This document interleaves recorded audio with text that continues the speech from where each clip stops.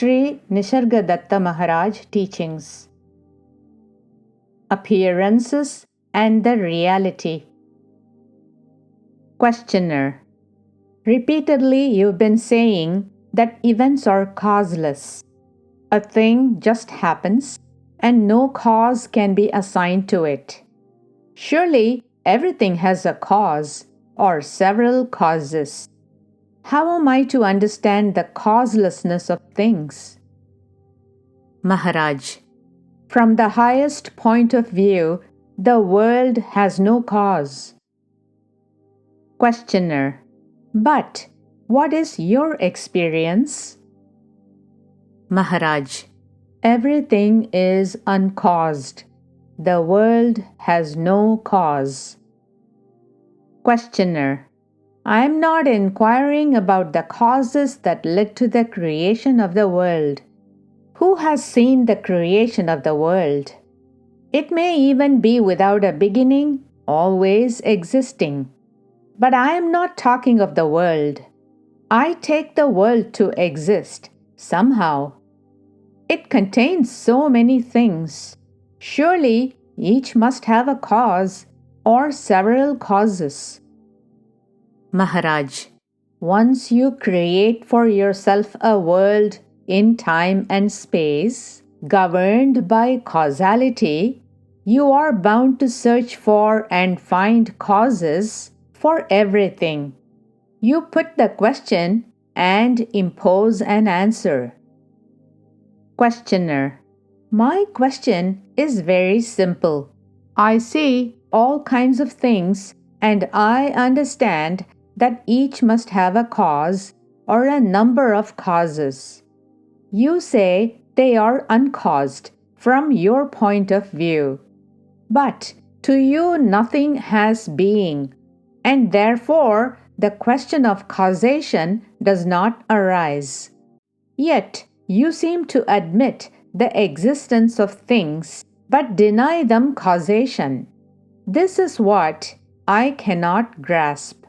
Once you accept the existence of things, why reject their causes? Maharaj: I see only consciousness and know everything to be but consciousness, as you know the picture on the cinema screen to be but light. Questioner: still, the movements of light have a cause. Maharaj: the light does not move at all. You know very well that the movement is illusory, a sequence of interceptions and colorings in the film. What moves is the film, which is the mind. Questioner: this does not make the picture causeless. The film is there, and the actors with the technicians, the director, the producer, the various manufacturers. The world is governed by causality. Everything is interlinked. Maharaj: of course, everything is interlinked, and therefore everything has numberless causes. The entire universe contributes to the least thing. A thing is as it is because the world is as it is. You see, you deal in gold ornaments, and I in gold. Between the different ornaments, there is no causal relation. When you remelt an ornament to make another, there is no causal relation between the two. The common factor is the gold. But you cannot say gold is the cause. It cannot be called a cause, for it causes nothing by itself. It is reflected in the mind as I am, as the ornament's particular name and shape. Yet all is only gold. In the same way, reality makes everything possible. And yet nothing that makes a thing what it is, its name and form, comes from reality. But why worry so much about causation? What do causes matter? when things themselves are transient? Let come what comes and let go what goes. Why catch hold of things and inquire about their causes? Questioner: from the relative point of view, everything must have a cause. Maharaj: of what use is the relative view to you? You are able to look from the absolute point of view. Why go back to the relative? Are you afraid of the absolute? Questioner: I am afraid. I am afraid of falling asleep over my so-called absolute certainties. For living a life decently, absolutes don't help. When you need a shirt, you buy cloth, call a tailor, and so on. Maharaj: all this talk shows ignorance. Questioner: and what is the knower's view? Maharaj: there is only light, and the light is all. Everything else is but a picture made of light. The picture is in the light, and the light is in the picture. Life and death, self and not self. Abandon all these ideas. They are of no use to you. Questioner: from what point of view do you deny causation? From the relative, the universe is the cause of everything. From the absolute, there is no thing at all. Maharaj: from which state are you asking? Questioner: from the daily waking state, in which alone all these discussions take place. Maharaj: in the waking state, all these problems arise, for such is its nature. But you're not always in that state. What good can you do in a state into which you fall and from which you emerge helplessly?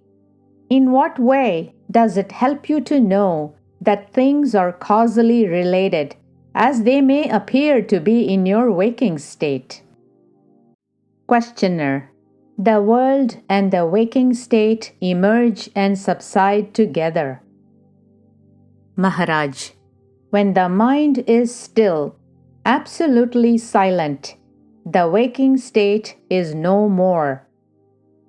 Questioner: words like God, universe, the total, absolute, supreme are just noises in the air, because no action can be taken on them. Maharaj: you are bringing up questions which you alone can answer. Questioner: don't brush me off like this. You are so quick to speak for the totality, the universe, and such imaginary things. They cannot come and forbid you to talk on their behalf. I hate those irresponsible generalizations, and you are so prone to personalize them. Without causality, there will be no order, nor purposeful action will be possible. Maharaj: do you want to know all the causes of each event? Is it possible? Questioner: I know it is not possible. All I want to know is if there are causes for everything, and the causes can be influenced, thereby affecting the events. Maharaj: to influence events, you need not know the causes. What a roundabout way of doing things! Are you not the source and the end of every event? Control it at the source itself.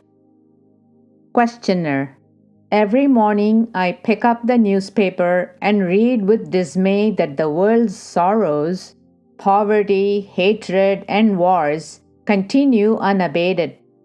My questions are concerning the fact of sorrow, the cause, the remedy. Don't brush me off, saying that it is Buddhism. Don't label me. Your insistence on causelessness removes all hope of the world ever changing. Maharaj, you are confused because you believe that you are in the world and not the world in you. Who came first, you or your parents? You imagine that you were born at a certain time and place, that you have a father and a mother, a body and a name. This is your sin and your calamity.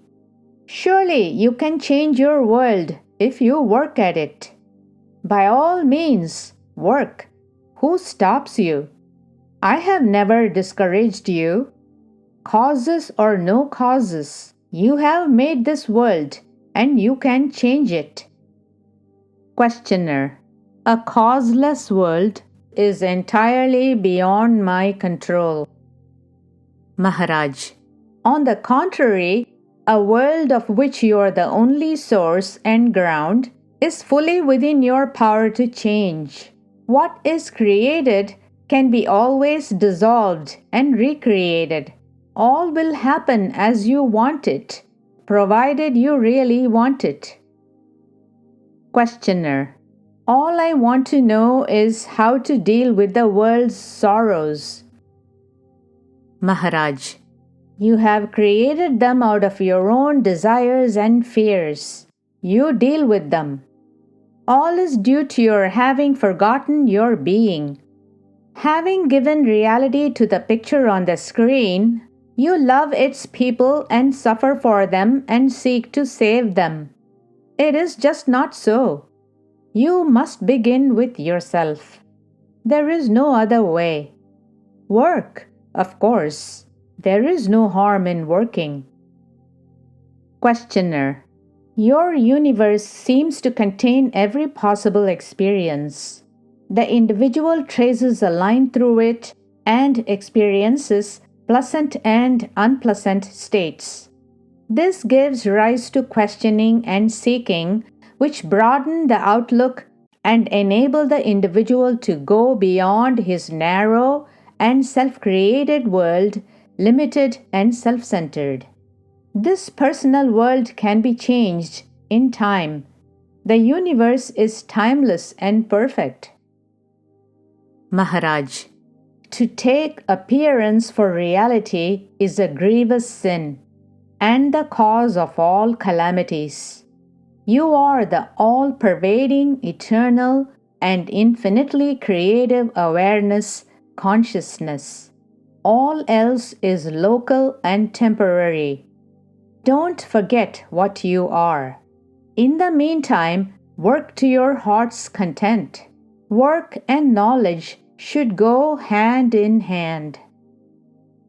Questioner: my own feeling is that my spiritual development is not in my hands.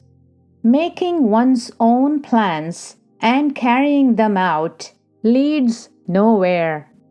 I just run in circles around myself. When God considers the fruit to be ripe, He will pluck it and eat it. Whichever fruit seems green to Him will remain on the world's tree for another day. Maharaj: you think God knows you? Even the world He does not know. Questioner: yours is a different God. Mine is different. Mine is merciful. He suffers along with us. Maharaj: you pray to save one while thousands die, and if all stop dying, there will be no space on earth. Questioner: I am not afraid of death. My concern is with sorrow and suffering. My God is a simple God and rather helpless. He has no power to compel us to be wise. He can only stand and wait. Maharaj: if you and your God are both helpless, does it not imply that the world is accidental? And if it is, the only thing you can do is to go beyond it.